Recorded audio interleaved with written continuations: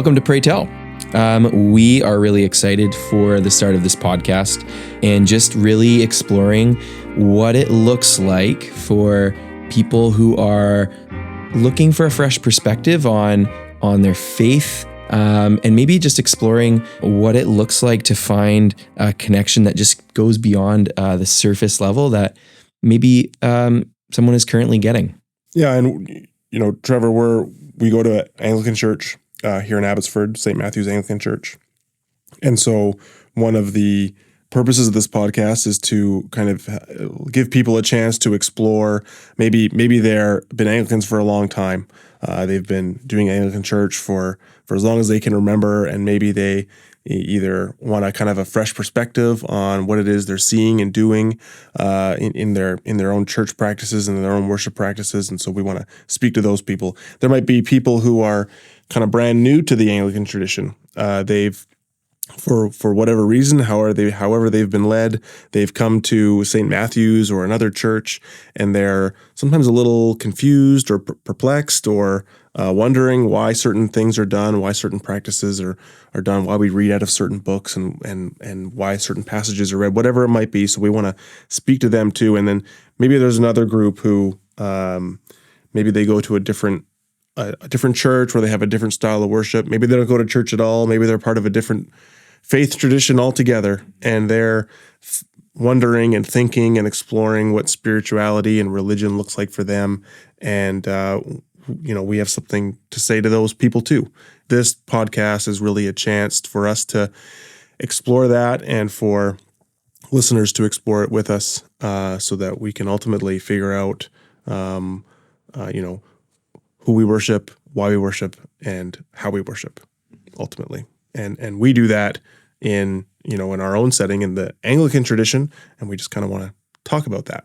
I think we're good candidates to talk to those different types of people because we kind of fall into the middle of it. I think you've kind of been around the Anglican Church for most of your life, maybe in bits and pieces. But why don't you tell us a little bit about that for yourself? Yeah. So my name is Trevor, and I have grown up going to church my whole life. I actually grew up going to non-denominational church on Vancouver Island, and I spent the majority of my life until I moved out to Abbotsford here in those spaces. And then when my wife and I got married and we were trying to decide, what is the kind of faith community that we both would like, what do we both value? We did some exploring and checked out a lot of different places and settled on, well, let's try out an Anglican church. I found personally the idea of liturgy to be pretty intriguing, and what that all entails was a bit mysterious to me. But one thing I did know about it that lined up with something that was also really important was celebrating the Eucharist every week. That was something I did growing up. And I knew that was something I wanted to find. And we found St. Matthew. And we've been going here now for, I think it must be almost 6 years. And it's been a lot of fun. It's been great. Mm-hmm. How about you? So a little bit of a similar story. Grew up in kind of all around, but mainly attending either Pentecostal churches or Baptist or non-denominational churches with my family. Growing up, was pretty heavily involved in all aspects of that. The quote unquote free church model, where going to youth group and going to Sunday services and maybe a prayer meeting every now and then, with being dragged along by my parents while I was young. And then at a certain point in my life, kind of, I went to Bible college and was able to, during that time, take a lot of courses in the history of the church and history of world history and history of philosophy and thought and all those things, and kind of started to feel like the free church model of worship, where there's very little structure and not a lot of this sounds worse than it is, but not a lot of thought put into the practices in the actual service, where the focus was basically, let's sing some songs, let's listen to someone tell us about moral living, or do some exposition of whatever scripture passage they choose, because that's the series they're in. Eventually, I became a little bit dissatisfied with that, and thought that maybe there was something different. And there was a small Anglican church near where the college that I was at. It was in Moose Jaw, Saskatchewan, and started attending there, and really kind of was at first very confused about the service, because you're opening books and you're leafing back and forth, and you got to go to this page and that page, and people are saying things, sit, stand, all those things. But was not turned off by it, was just kind of intrigued by that idea. And as I learned more about kind of how that the kind of how the service worked and the reason why certain traditions were done and were not done, really kind of latched onto it. And so since then, that was about 2010 or 11, we started going regularly to Anglican Church services. My wife and I we were confirmed in 2013, which, for those of you who don't know, is not a very weird. It's an initiation of sorts, but not in a weird way. But we were confirmed, and then we've been going ever since, and started attending St. Matthew's Church in Abbotsford when we moved here in 2017. So just about 6 years now, similar to yourself. So it's been an interesting journey, lots to learn along the way. So here we are. Yeah. Did you find there was a particular thing that in those first few times that you attended that you were that really stuck with you or stuck out to you? Or was it more just curiosity about the whole thing? So like yourself, I think the biggest thing was just this really different emphasis in the service on the Eucharist, or the time when we take communion. Yeah. How that was done every Sunday versus the tradition that I came from normally, where it was just pretty much once a month you take it. And it was fairly informal, but the practice that kind of was so intriguing was that it's not just it's the focal point of the whole service. The whole point of getting together and listening to scripture being read and hearing the sermon, and all those things are really preparing you to respond and to come in and to receive the blood and the body of Christ. Now, that was probably the most intriguing part. The kind of the catalyst for us to start going to the Anglican Church regularly back in 2011 was I had kind of become convinced and remain convinced that infant baptism is a good thing. It's not the only way, it's not the only thing, but I was very taken by it. And we had just had our first daughter, Lily, in 2010, and at one point I talked with the pastor at the non-denominational church we were attending, and I said, "Would you ever consider baptizing an infant?" And he was like, "Nope, absolutely not," because that's not the tradition that is in most free church models. It's a believer's baptism, and I felt that there wasn't a super compelling answer to the question why, and so we started going to St. Aidan, and Lily was baptized shortly after. So that was kind of the catalyst for the decision. But I think the most intriguing part of the service was the emphasis on the Eucharist, and it's not that it's not emphasized, but the de-emphasis on only getting together for the purpose of moral teaching. Of course, we do have moral teaching, and it's an important part of what we do on Sundays, but it's not the focus. The focus is Jesus, which doesn't seem too controversial. No.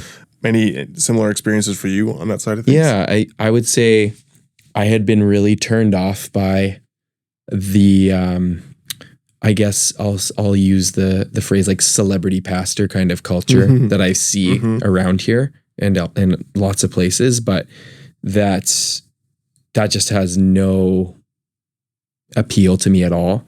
When I've attended at places like that, it's just actually made me quite upset. Yes.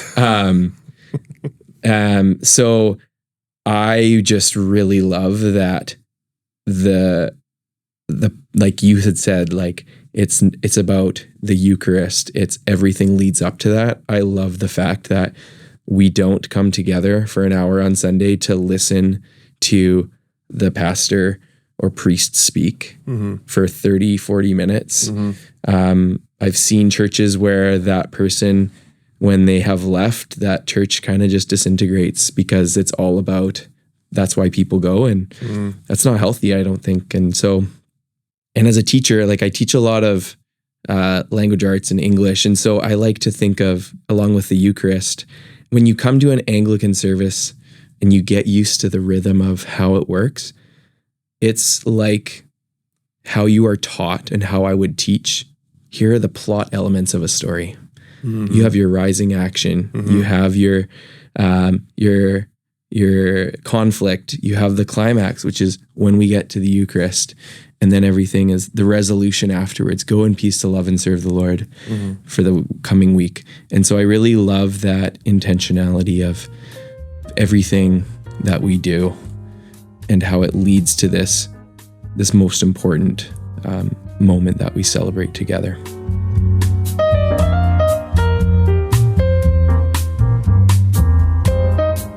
Sometimes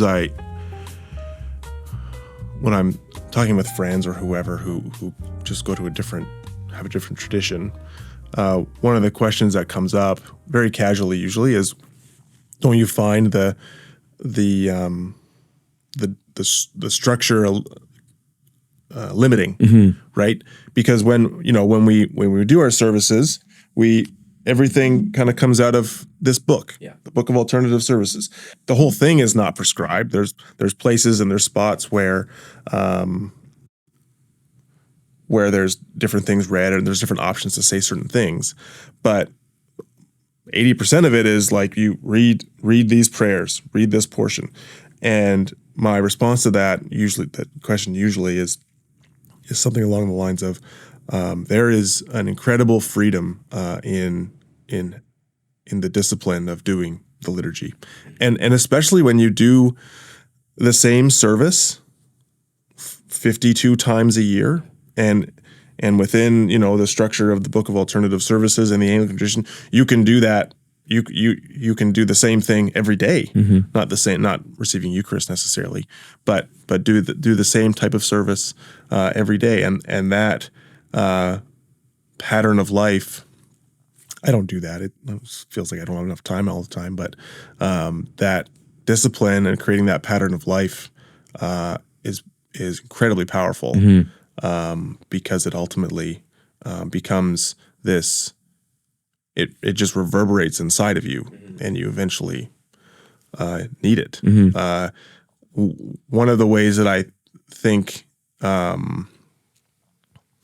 about faith and life and why I am a Christian and why I think this is important is because I think fundamentally everyone needs to be constantly reoriented back to something that's important, that's real, that is foundational, whatever it is.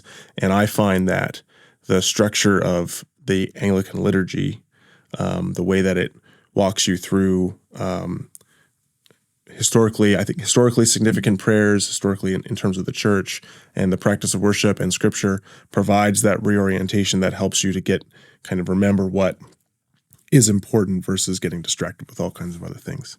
Yeah. And a part of that structure is, one of the reasons why we're kind of starting this podcast now is the church year. There's we have our regular calendar, January, start of the year, to December, end of the year. And we have all our little touch points and our seasons in there. But there's also an ecumenical calendar, ecclesiastical calendar that is actually provides a pattern of worship for Christians who use the calendar throughout the year to kind of signal to them different parts of the sequence of worship. And probably every Christian knows about the two big ones, Christmas and Easter. Yep. Those are the regular church calendar for all Christians. Yep. But there are other seasons within that calendar that have been around for hundreds and hundreds of years that have been practiced by Christians throughout the world. And the season that we're in right now is the season of Advent, which is a season designed to prepare us for Jesus' birth and for Christmas. Most of December is, contrary to what most people practice, is actually Advent, not Christmas. Christmas is a lot shorter, and it starts on Christmas Day, and Advent is actually the period of time that takes up most of December, and we kind of go from there. But we've kind of ignored the cans in the room. Yeah. I think you'll know a little bit more about this than I do, but why don't you give us a little? Yeah. So we've got this Irish Cream Amber Ale from Old Yale Brewing in Chilliwack and Abbotsford now. This is their single batch, limited release that they've just come out with recently. Old Yale's great. They're known for their Sasquatch Stout, I think is kind of the one that kind of got them on the map a few years ago. But yeah, they do a lot of different types of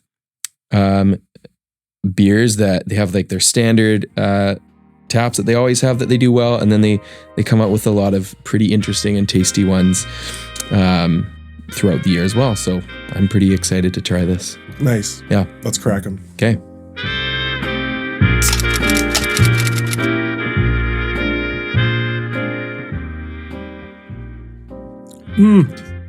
Yeah. Thank you, Old Yale. The Christmas miracle. Yeah. An Advent miracle. An Advent miracle. Lovely.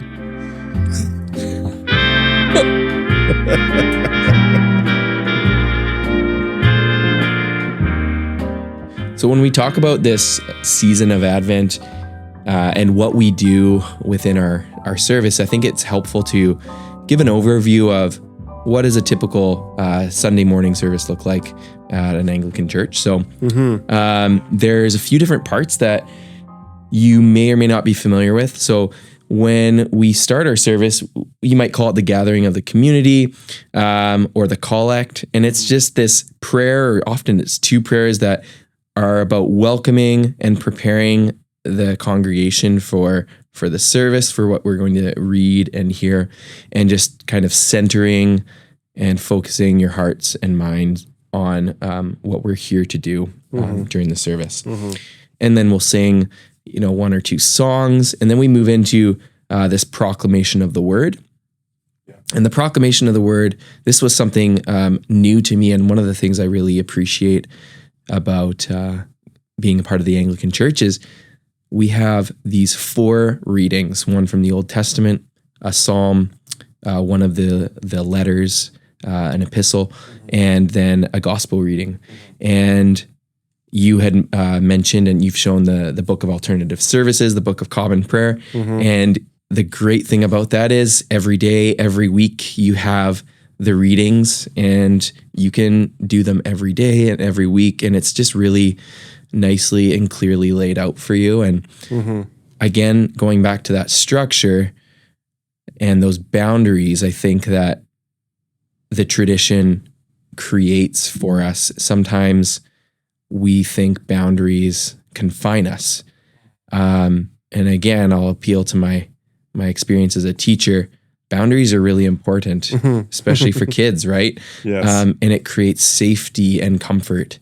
And so I like to think of these prayers and this overall structure as creating these boundaries that help us experience and do this thing together in a way that's really comfortable and helps us become a better community. Yeah, I find that the pattern of the Anglican service is constantly trying to signal to the person who's in the service that God is both, that God and Jesus are both close to us and can be very intimately experienced, but is also apart from us, and there needs to be protocols around how we approach the divine. And the Anglican tradition doesn't quite have the same approach as maybe the Catholic one does, where priests hold a certain high position in certain ways. I don't think that's mirrored in our tradition, but there's still this idea that when you come to receive Eucharist, when you approach the front of the church to receive it, you're doing something very special, very important, something that shouldn't be taken lightly. And if you're not ready to receive it, receive the gifts and receive the sacraments, you shouldn't take it. And part of the reason why we do everything before that is to prepare our hearts and to prepare our minds and to prepare us in relation to the other people in in the service, our community. Yeah. One of the things that I think was illustrated for me this way is that we have a part of the service where we do something what we pass the peace, right? And forever, passing the peace was where you go around and you go to your neighbor and you shake their hand and you say, "Peace be with you," and it's a very simple thing.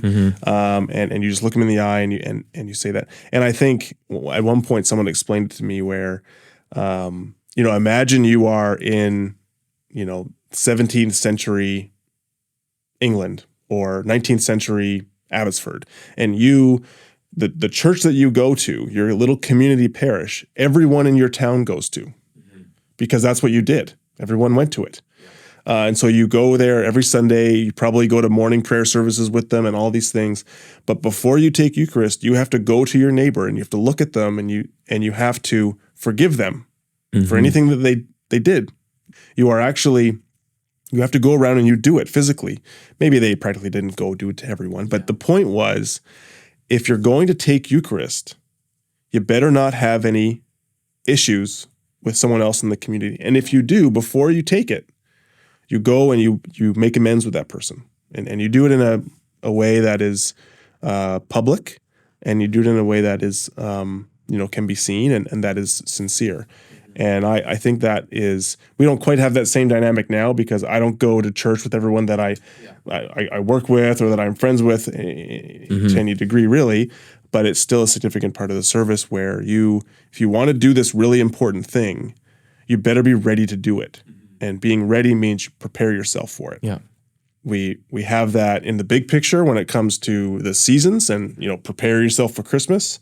But you also have that in the smaller sense where every Sunday you prepare yourself for what's coming, the high point of the service overall. Yeah, and that's what this whole part of the service, the proclamation of the word, is all about. It's the preparing for the Eucharist, right? We have the readings. Yeah. We have the sermon. Yeah. We have the confession. Yeah.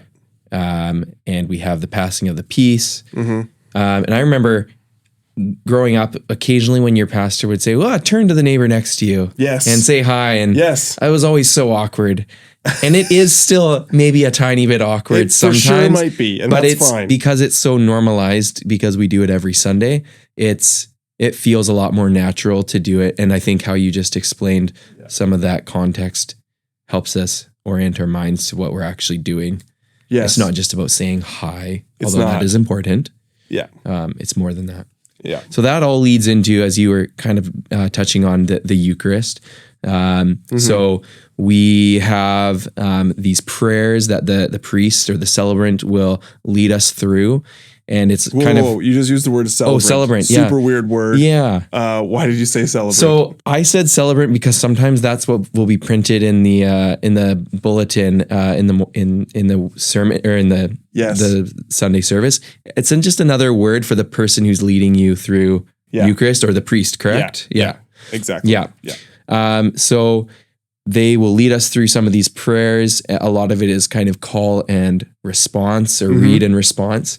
And as I was actually reading a little bit more about this earlier in the week, I actually learned that some of these specific portions of the Eucharist and the prayers and the sections of the prayers actually have very specific names or meanings that I didn't know about, other than, oh yeah, I know we hear each week the story of Christ and his disciples sharing the Last Supper together. Right. And I really like that, because growing up, communion was always a chance for, because we did it weekly, it was that chance for whoever was on communion that week to almost have like a mini sermon.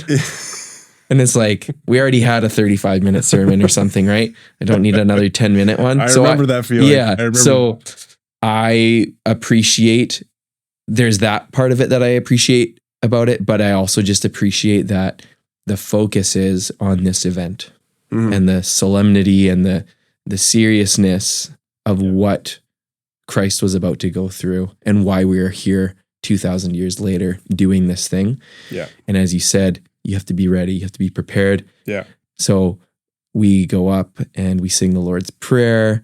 I love how we sing the Lord's Prayer at St. Matt's. That's one of the things, the first time we came, I was like, that is something that will stick with me. I hadn't seen or heard that before. And we go up and we take the bread and we take the wine, and then we go back and there will be some songs, and then we enter this last part of the service, the recessional or the blessing, and we'll have another hymn and a parting blessing or benediction, I guess you might call it. And that's kind of the structure of our service overall. Yeah. I think we got everything there mostly. That's pretty much it. Yeah. One thing that comes up when it's not like I tell everyone what kind of church I go to all the time, but when I do, and there's someone there who maybe doesn't know a lot about it, they will ask me when I tell them, well, one of the features, one of the differences is that we take communion every week, and it's a bit of a bigger deal than it is in other traditions. And they when I say that, they immediately say, oh, well, I've heard that like some traditions, like the Catholic tradition, like they actually think that the bread and the wine like turn into Jesus's body and blood, like actually. Yeah. And what I tell them at that point is, well, you don't quite have that right. They didn't actually think that it turned into flesh and blood. Yeah. At least it's my understanding of it. I don't think that this is the doctrine of transubstantiation, so I understand it. Yeah. And they don't actually think that. That's not the idea.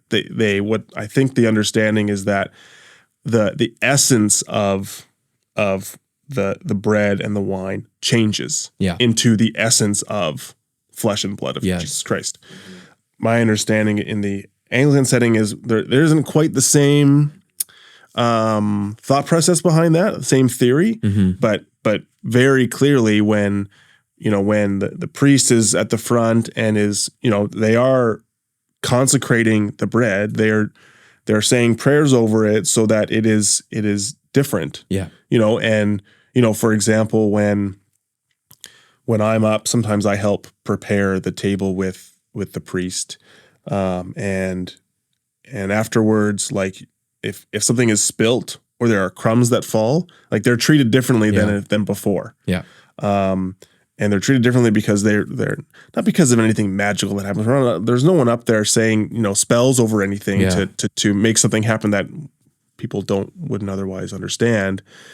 But the act of consecration it means something. There's a significance to it. And so when you go up and you receive the bread and the wine, you're taking something into you that is of a different kind or of a different nature.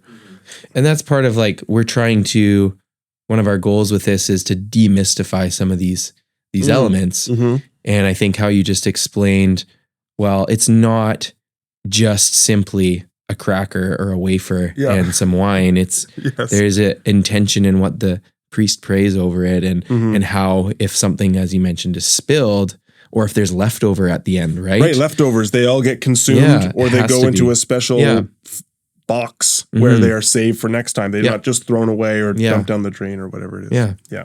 So there's all this intentionality that can easily be missed. And it was easily missed by me for many, many years until actually quite recently, I would say, that I had a better understanding of some of these things that are going on. So, yeah. And I think, so you use the word demystify.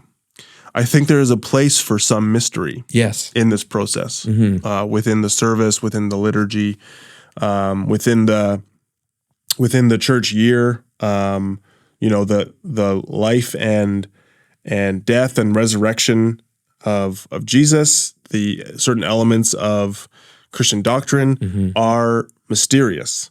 Yeah. Sometimes they're paradoxical, and sometimes you just kind of got to be okay with that. It's not that you have to have blind faith about it or that you turn your brain off, but sometimes mystery is an advantage.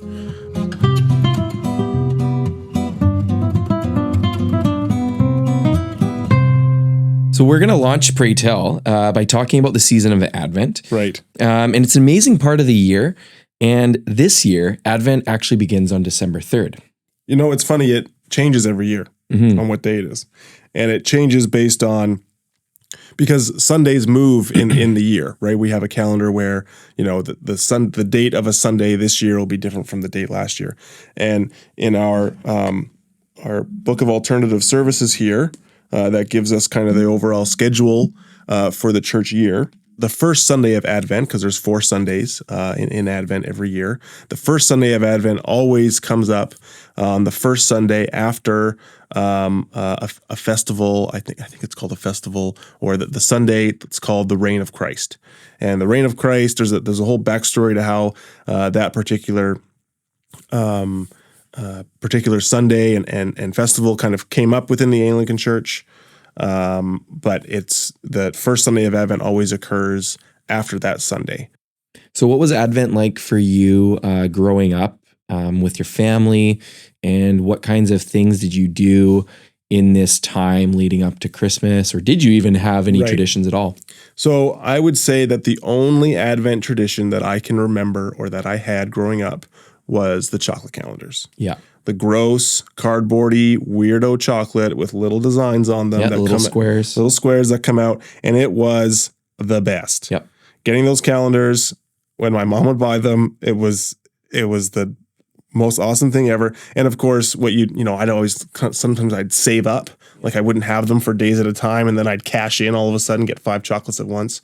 But that was really the only tradition that I had for Advent. That was the only real setting that I actually heard the word Advent before starting to attend Anglican churches. There was some, I think there's some other signals of the season in certain respects. Like I think at one point my mom told me that when she was a kid, she grew up in Newfoundland, and when she was young, for some reason, her family would only put up Christmas decorations on Christmas Eve, which, I've seen people around town here in Abbotsford, they've had Christmas decorations up since November 1st. So that was when she told me that was very odd. And it was a few years later when I started going to the Anglican Church and realizing, oh, that's because it's not Christmas yet. It's not Christmas till September 24th at midnight, or September 25th. December 25th. December 25th. Weird. So Advent was a very kind of chocolate-oriented tradition in our household growing up, and didn't really mean much until starting to kind of take part of the Anglican liturgy. What about for you? Yeah, pretty much identical. I remember when I was really young, my mom actually had one of those. It was like a homemade Advent calendar that she had sewn, and she would actually I don't even remember if she bought chocolate or put different treats or things in it. Right. But eventually we had the same ones, with the chocolate every day. And I'm not actually that embarrassed to say this, but to this day, my mom still buys me an Advent calendar every year. She was just visiting a week ago and delivered to my wife and me our Advent calendars. So I don't think I've ever actually bought one for myself as an adult, but I still get one every year. And I'd say, like you, I had no context for what the word Advent meant other than chocolate. And it means Christmas is coming in 25 days. Yes. And I remember being, I don't know, maybe late teens, early 20s, the pastor at the church that I went to, I remember he introduced the concept of Advent, and being in a non-denominational church, we never had that kind of structure as we talked about earlier. Yeah. So this was a really weird thing, Right. to all of a sudden each Sunday be talking about hope or peace and having these candles. And I just was like, well, that's weird. I don't get it. So I wasn't really curious about it at all until much later in life. Yeah, and I think that's an interesting concept here, because it's very, as I've grew up in different churches, there's certainly parts of the Advent season that kind of seeps into other forms of worship, other worship models. Whether you're very loose structure or high structure, it's a beautiful season, and it can be beautiful in all kinds of ways for other church traditions, because you have this it's a beautiful little set of candles, and you light them in the service, and you talk about these nice words, hope, joy, peace, and love, and it becomes a really nice theme, and it doesn't have to just be in the very structured liturgical worship setting that you talk about those things, but pretty flexible, right? Can be very used for all kinds of purposes to key off of, and of course in our tradition, the wreath and the candles, they have a significance because they're part of a different structure where there's there's quite specific readings that are chosen and prayers that are chosen around that time. Not because they're not because they're like magical or anything like that, just because they're trying to prepare and help people to understand that the point of this time of year is to prepare for the birth of Jesus, for the coming of Jesus, and for what that is going to mean for the world in just a few short weeks, and try to get people in the mode of thinking about how that is and what that is. And I think it's most what's powerful about it for me is because it really is incredibly countercultural, in the sense that, once December 1st comes, for many people, it's Christmas. And we can very easily get into the rigmarole and the bluster of celebrating right now, because it's Christmas. So let's celebrate. Let's go to our office parties and our Christmas parties, and not that there's anything wrong with that. I go to them and have a good time at them. But it really is when you can realize that time of season is really to quiet yourself, and to realize that before what happens on December 25th, the world was in a very different state, and people had very different ways of accessing the divine, and Jesus allowed us to access that in a different way, and we got to prepare ourselves, and we give thanks for that, and allow that season to help us to be reminded to slow down, and to really kind of take a different perspective on the month of December. And that is, the word Advent, for those who find this stuff interesting, is from the Latin words for Adventus, and that word, that the meaning of the word is basically anticipation or of coming, and start. So the season of Advent is really the beginning of the church year. It's the church year ends at the reign of Christ, and then when Advent starts, that's the beginning of a new year in the church. And it's significant for a few reasons, not too many, I think, that are significant for our purposes, but really it's the start of kind of the rest of the season. We start with preparing for Jesus' birth, then we have Jesus' birth, Christmas season, then we go into the season of Epiphany, we go into the season of Lent, we go into the season of Easter, and then everything after Easter. And really, Advent kind of starts that whole pattern off.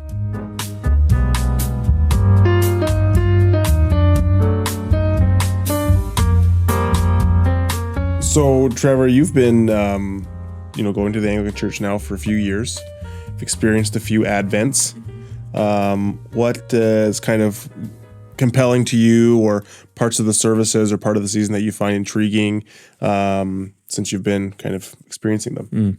Yeah, I think if I can compare it to my experience with Advent before attending the Anglican Church, I'd say that before, we would maybe light a candle and have the wreath. Yeah. And we might sing O Come, Emmanuel. Right. But that was it. And that's fine. But now, I think since attending here at St. Matt's, I just notice and appreciate a lot of the intentionality, not only with the lighting of the candles and the song we sing as we start the service, but also the readings that we have each Sunday. And we're going to have some today that we'll be looking at. Mm-hmm. And you might think at first glance, like, wow, that's bleaker. I don't know what the connection is. Mm-hmm. Why are we reading this? And as you were saying in an earlier conversation, you need that to have that lens or that perspective on of the theme. So hope. How do you read that passage with those glasses on to help you illuminate what we're talking about and reading this week? And so I think that's something that I've come to appreciate. With that in mind, the history of Advent goes back centuries, right? So we're talking about at least to the 4th, maybe 5th century, Christians have been celebrating this season. That's a really long time. Mm-hmm. Yeah. And we in 2023 are just another part of that tradition of people over the centuries who have been celebrating this. And all over the world in different denominations, there's different ways of celebrating it, the season and the traditions that you do. But there is this common thread, it seems, whether it's the candles or the song or the wreath or whatever that we have that kind of as a global church, not even just Anglicans, but that ties us together a little bit. Yeah, there's a thread there that I think is really powerful, and not only do we get to tie it around Christmas, but other parts of the in preparation for Christmas too. One of the things that I find somewhat frustrating about the Advent season in church, in actual church services, we don't sing Christmas carols for very long. Yeah, like the good ones. Yeah, like the ones that you like to sing. Yeah, we don't really sing them until Christmas Eve. Yeah, which makes sense because it's kind of you're not there yet. Don't sing them yet because you're not ready for them yet. You haven't gone through the season you haven't prepared yourself for it. And that frustration, I think, is very instructive for, just delaying gratification, right? You want to get to that payoff of the good Christmas carols that you get to sing on Christmas Eve and then during the Christmas holiday time after. But in the church services, unlike I think other churches I've been to where you kind of start singing the regular Christmas carols like pretty early, usually in December. Yeah. But we don't do that. And my kids have told me before, like, why don't we sing those songs? Right. We can't yet. It's not Christmas yet.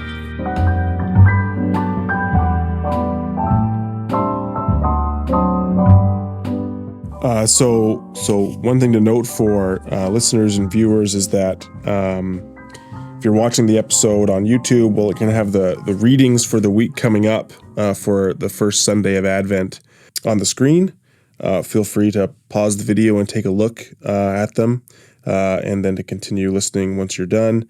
If you're listening on a podcast platform, we'll have the readings written in the description of the episode. So again, pause the episode if you'd like and come back when you're done. Yeah, and if you are finding yourself wanting to dive deeper into this season of Advent and really get a sense of what it's all about, we would both really encourage you to go check out this Sunday a service at an Anglican Church. And if you're in Abbotsford, St. Matthew, 2010 Guilford Drive, 11 a.m.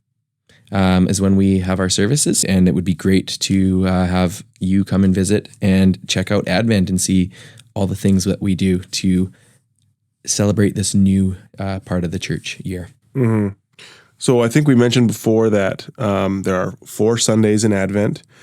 Each Sunday has a theme associated with it. The first theme is hope. There's hope, and then there's love and joy and Peace. Thank you. But the first one is hope. That's the one that's going to be up for the current Sunday of Advent. So Tyler, after reading these 4 passages for our first Sunday of Advent, how do they make you think about hope? And along with that, what does it mean to you when you hear this word hope, maybe in the context of what we have read? So I'm going to be real honest here. Mm-hmm. And when I read these passages, I did not understand why hope was the theme. Mm. In particular, the Isaiah passage was a very, there's certain hopeful elements to it, but doesn't seem to be hopeful in the sense that, we're waiting for, the Messiah to come, or for Jesus to be born, or for peace to come, or whatever it is.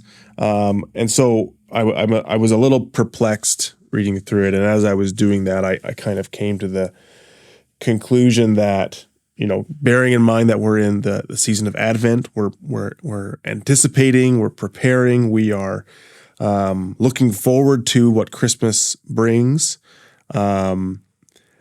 and at this point, we're having these readings, and we're using hope as sort of a filter or a lens when we read them. And that's kind of what I came back to, is not that I'm trying to pull something out of the passage that isn't there. The passage is what it is. It says what it says. Understanding it on its own terms is important. But there's the lectionary here in the Book of Alternative Services. The lectionary is just a set of a pattern or set of readings that is kind of prescribed.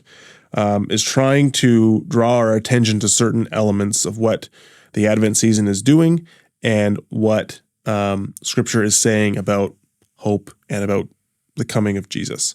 And I'm not going to get too obsessed over whether I can see it or not.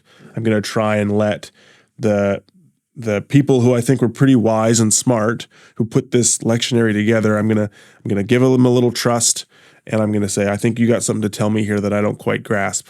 Right.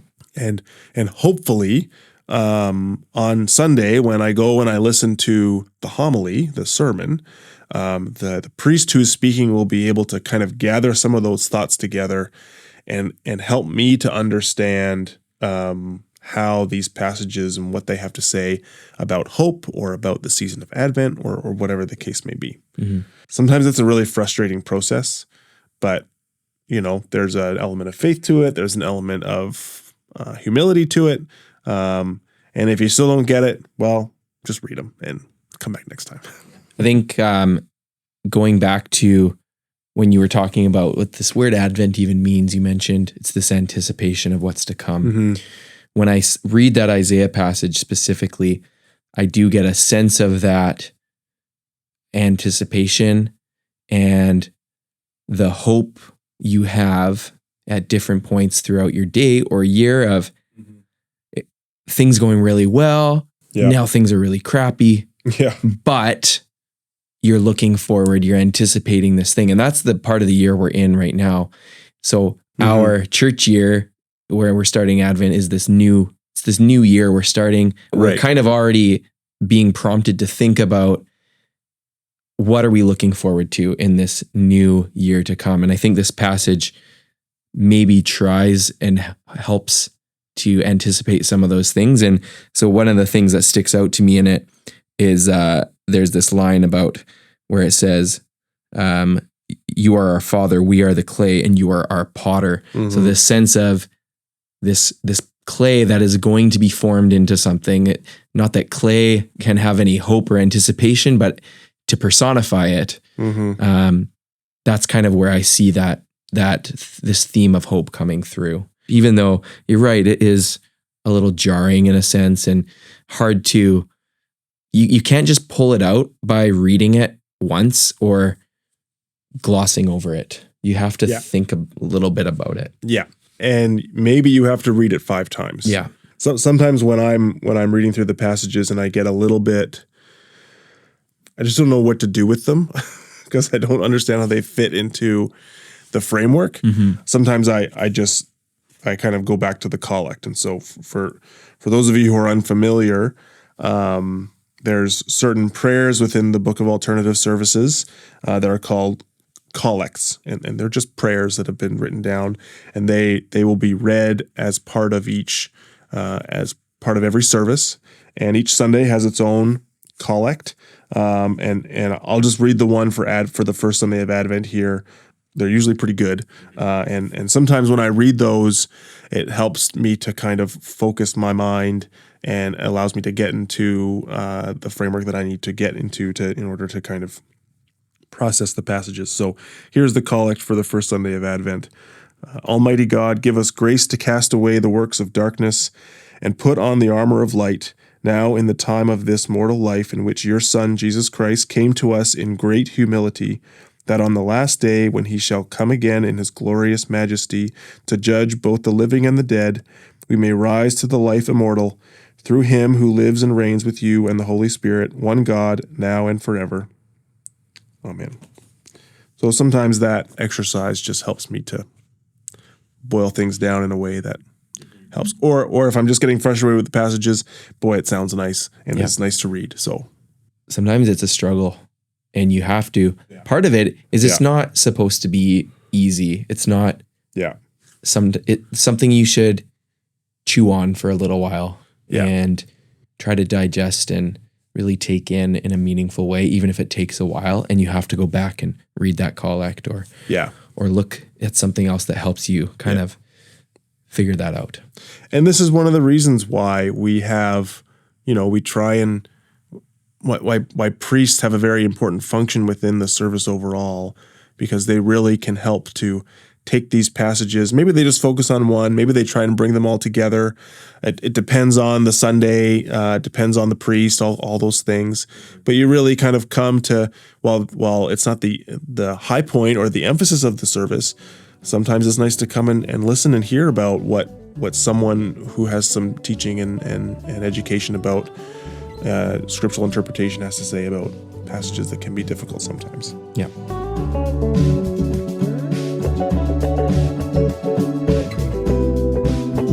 So this concept of hope and anticipation, what is it maybe in these readings that makes you maybe feel this anticipation or hopefulness or looking forward to Christmas, what you know is coming at Christmas? So we've already mentioned that, the idea of Advent is it's a season to prepare yourself for Christmas, which is, the season where Jesus comes to earth. That's the point of the Christmas season. And as Christians and as Anglicans, we need to prepare ourselves for that incredible moment where we really get to feast. Like it's a festival, right? And so we want to prepare ourselves properly for that. And a part of that preparation, and I think a feature of preparation, is hope and anticipation. And we use the first Sunday of Advent, the theme being hope. We are looking forward to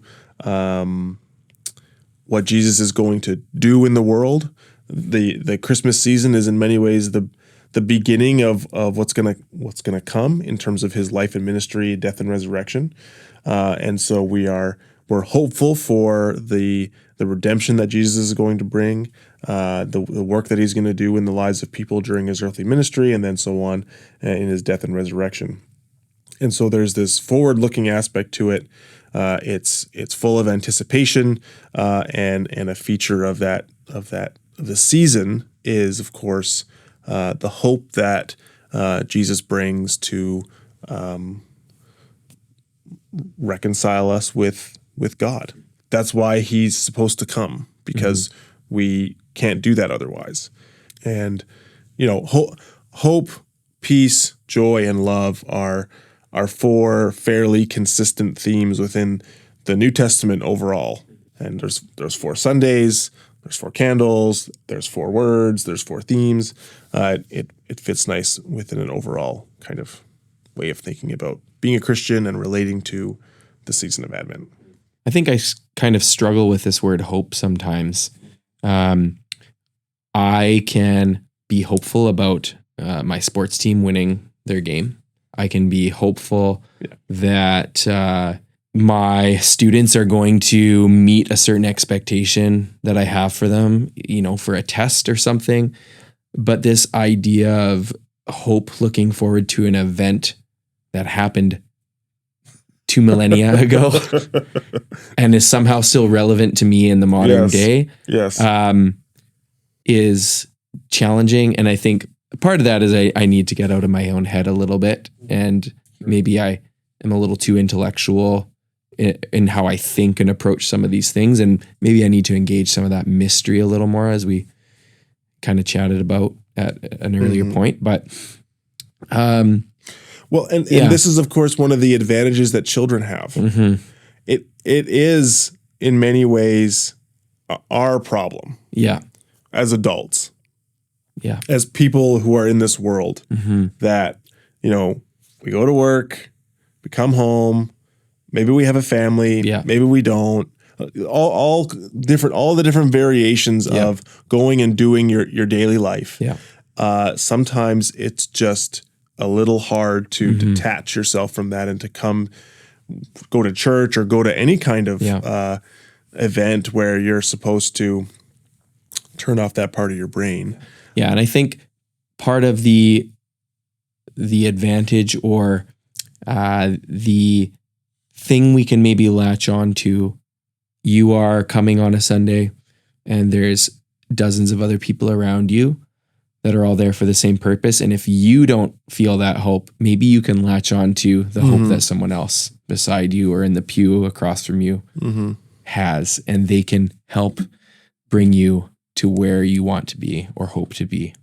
One of the, I think, great things about having a structured liturgy is if you don't feel like it, it don't matter. No. You get to just let it carry you. And there is a freedom there, a way of not being complacent about it, but allowing, whether you feel like it or not, you don't have to feel passionate about everything that you're doing. Just doing it is meaningful, even if your heart's not in it. If that happens all the time, then maybe there's something that you really need to pay attention to, and there might be something deeper. But you don't have to. If you don't feel like it, that's fine. It's still there, and the season of Advent is the season of Advent, whether you feel like it or not, and you get to be a part of it because it's happening no matter what.